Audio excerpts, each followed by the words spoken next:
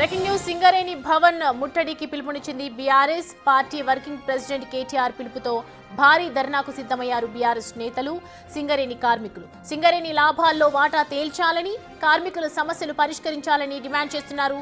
సంస్థకు భారీ లాభాలు వస్తున్నా కార్మికులను పట్టించుకోవటం లేదంటూ బీఆర్ఎస్ ఆరోపిస్తోంది.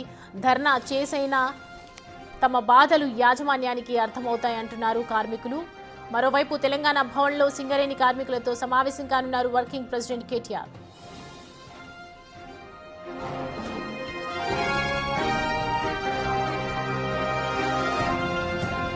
మరోవైపు సింగరేణి యాజమాన్యం అనుసరిస్తున్న కార్మిక వ్యతిరేక విధానాలకు నిరసనగా జీఎం కార్యాలయాల ముట్టడికి పిలుపునిచ్చింది. ఐఐటియుసి సింగరేణి యాజమాన్యం గుర్తింపు సంఘం మధ్య కుదిరిన ఒప్పందాలకు వెంటనే సర్క్యులర్లు జారీ చేయాలని డిమాండ్ చేశారు. కంపెనీ గత ఆర్థిక సంవత్సరం సాధించిన లాభాల్లో కార్మికులకు 35% వాటా చెల్లించాలని డిమాండ్ చేశారు.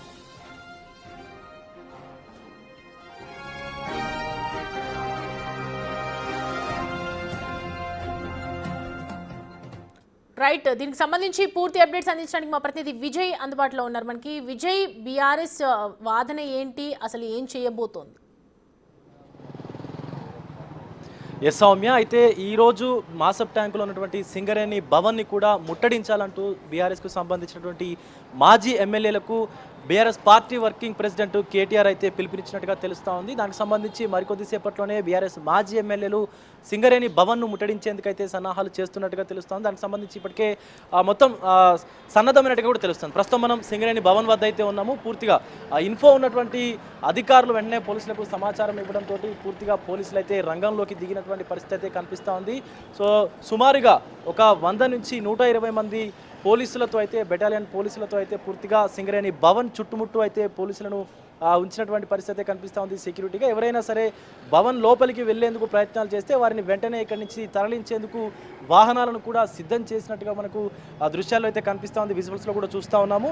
ఇటు మరొక సెక్యూరిటీ కెమెరా ఉన్నటువంటి సిస్టమ్ ఉన్నటువంటి వెహికల్ని కూడా తీసుకొచ్చి భవన్కి ఎదురుగా అయితే ఉంచారు. ఈ వెహికల్ అనేది అటు కమాండ్ కంట్రోల్ సెంటర్కి కూడా కనెక్ట్ అయి ఉంటుంది.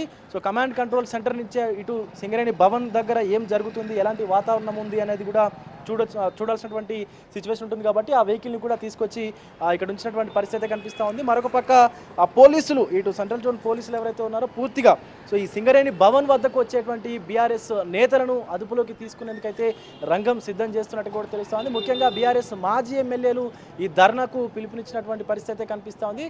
అయితే ఇటు సింగరేణి కార్మికులకు సంబంధించి సో ఏదైతే లాభాలు ఏవైతే ఉన్నాయో, సింగరేణిలో వస్తున్నటువంటి లాభాలు ఏవైతే ఉన్నాయో దాని వాటాకు సంబంధించి సో కార్మికులకు ఆ వాటాలో అన్యాయం జరుగుతుందంటూ కూడా వారి ఆరోపణలు అయితే చేస్తూ ఉన్నారు. అయితే సంస్థకు ఎన్ని లాభాలు వచ్చినా కూడా కార్మికులను పట్టించుకోవట్లేదంటూ కూడా బీఆర్ఎస్ ఆరోపిస్తున్నటువంటి పరిస్థితి అయితే కనిపిస్తూ ఉంది.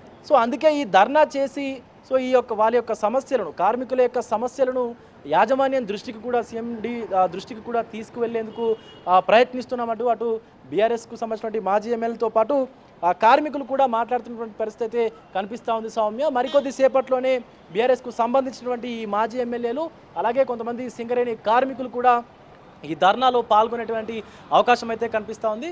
సో ఎలాంటి అవాంఛనీయ ఘటనలు జరగకుండా భారీ పోలీసు బందోబస్తును అయితే సింగరేణి భవన్ ముందు ఏర్పాటు చేసినటువంటి పరిస్థితి నెలకొంది. సౌమ్య, సో విజయ్, మీరు అన్నట్టుగా అక్కడ భారీ బందోబస్తు ఏర్పాటు చేశారు, పోలీసుల హడావిడి కూడా కనిపిస్తూ ఉంది. సో మొత్తానికి ఇవాళ ఏమైనా గొడవలు జరిగే అవకాశాలు ఉన్నాయని అనుకోవచ్చా?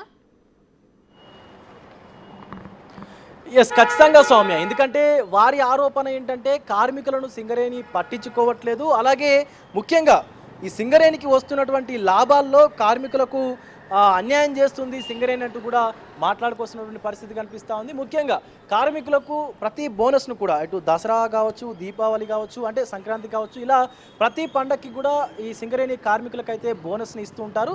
ఆ బోనస్ అనేది ఒక నెల ముందే ఇస్తారు. సో అలాంటిది ఇంతవరకు కూడా వాళ్ళకు ఎలాంటి బోనస్లు చెల్లించలేదు.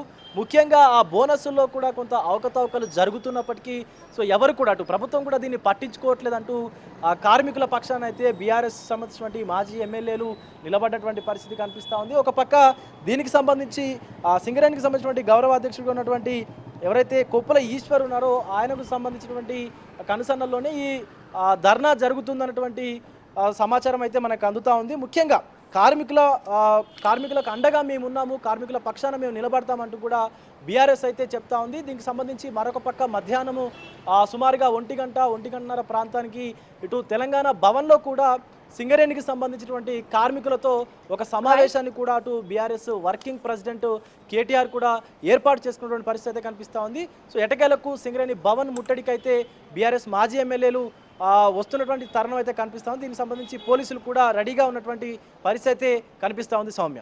Right Vijay, thanks for the updates. Right, Singareni లాభాల్లో వాటా తేల్చాలని ఒకవైపు బీఆర్ఎస్ నాయకులు అంటూ ఉన్నారు, ఒకవైపు సింగరేణి భవన్కి సంబంధించి ముట్టడించాలి అని చెప్పి పెద్ద ఎత్తున బీఆర్ఎస్ వస్తూ ఉన్నారు. సో ప్రజెంట్ అయితే అక్కడ పోలీసులతో భారీ బందోబస్తు ఏర్పాటు చేయడం జరిగింది. మరి కాసేపట్లో అసలు ఏం జరుగుతుంది అనేది